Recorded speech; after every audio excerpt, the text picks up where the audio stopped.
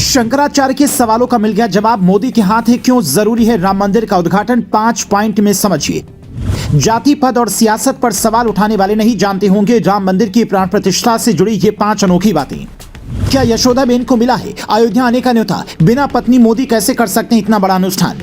सनातन धर्म के सर्वोच्च गुरु शंकराचार्य इस बात पर सवाल उठा रहे हैं कि मोदी को अभी राम मंदिर का उद्घाटन नहीं करना चाहिए क्योंकि मंदिर निर्माण अभी अधूरा है। कई लोग कह रहे हैं कि मोदी के हाथों उद्घाटन ही नहीं होना चाहिए। तो सवाल है कि मोदी नहीं तो कौन? क्या कोई साधु संत या फिर कोई और ब्राह्मण नेता, ताकि ब्राह्मणवाद कायम रहे? अगर तथ्यों के आधार पर कोई पूछे तो आप भी कहेंगे कि मोदी को ही उद्घाटन करना चाहिए। वो क्यों? हम आपको 5 पॉइंट में समझाते हैं। फिर ये भी बताते हैं कि क्या यशोदाबेन भी अयोध्या आएंगी, क्योंकि भगवान राम ने भी जब यज्ञ किया था और माता सीता नहीं थी तो उनकी मूर्ति सोने की बनाई गई थी। जो लोग मोदी के हाथों उद्घाटन नहीं चाहते हैं उनके 2 ही तर्क हैं कि मोदी ब्राह्मण नहीं है और बड़े पद पर हैं, इसलिए सारे अनुष्ठान सही से नहीं कर पाएंगे। पर ये 5 पॉइंट आपकी भी आंखें खोल देंगे। पहला, वेदों में लिखा है कि जो भी व्यक्ति बड़ा अनुष्ठान करे, चाहे वो यज्ञ हो या फिर विग्रह की प्राण प्रतिष्ठा, उसे यम नियम का पालन करना होगा। मोदी ऐसा कर रही हैं, इसीलिए उनके हाथों उद्घाटन से कोई दिक्कत नहीं है। दूसरा, जाति व्यवस्था भगवान की बनाई हुई नहीं है, वरना शबरी का जूठा बेर भगवान राम क्यों खाते? तो जो लोग ये कह रहे हैं कि ब्राह्मण को ही करना चाहिए, वो गलत है। व्यक्ति कर्मों से महान बनता है, जाति से नहीं। तीसरा,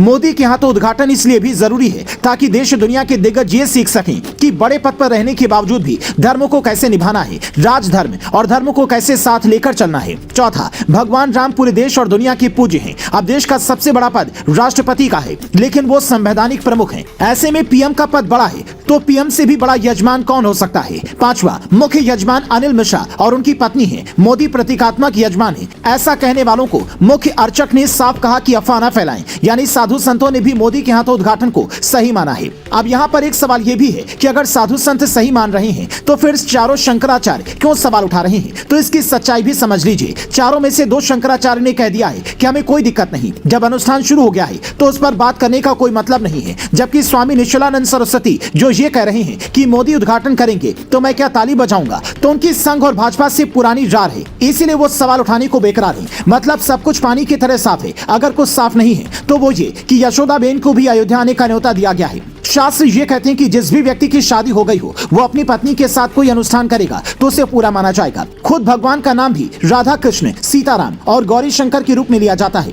तो मोदी फिर अकेले कैसे पूजा कर सकते हैं? जब हमने इसको लेकर जानकारी जुटानी चाहिए तो इसका जवाब हमें पीएम मोदी के भाई के बयान से मिला। जब मोदी 2014 में प्रधानमंत्री बने थे तब सोमा मोदी ने कहा था, नरेंद्र मोदी ने सांसारिक भोग विलास को छोड़कर गृह त्याग कर रखा है। परिवार की करबद्ध प्रार्थना है कि मोदी की आज से बचपन की 40 से 50 साल पहले की घटना का आज उनकी प्रतिष्ठा के आधार पर मूल्यांकन न किया जाए। 40 से 50 साल परिवार बहुत ही गरीब था। हम लोग रूढ़िवादी बंधनों में चलने वाले परिवार के संतान हैं। यानी भले ही पीएम मोदी के चुनावी हलफनामे में खुद को शादीशुदा बताया, पर गृह त्याग देने के बाद उनकी गिनती एक सन्यासी के तौर पर ही होगी। जैसे पुराने जमाने के सन्यासी ब्राह्मण राजमहलों में रहते थे फिर भी सन्यासी थे, ठीक वैसे ही कई लोग कहते हैं कि मोदी भी करते हैं। इसलिए पीएम आवास में भी वो लकड़ी की चौकी पर सिर्फ एक कंबल बिछाकर सो रहे हैं, फलाहार का सेवन कर रहे हैं ताकि अनुष्ठान में कोई कमी न रह जाए। बावजूद इसके अगर किसी को लगता है कि मोदी को उद्घाटन नहीं करना चाहिए तो उससे ये जरूर पूछिए कि फिर किसे करना चाहिए। साथ ही में अगर कोई कहे कि पीएम मोदी के हाथों उद्घाटन क्यों होना चाहिए तो आप उसे ये वीडियो दिखा देना और कमेंट कर अपनी राय जरूर देना।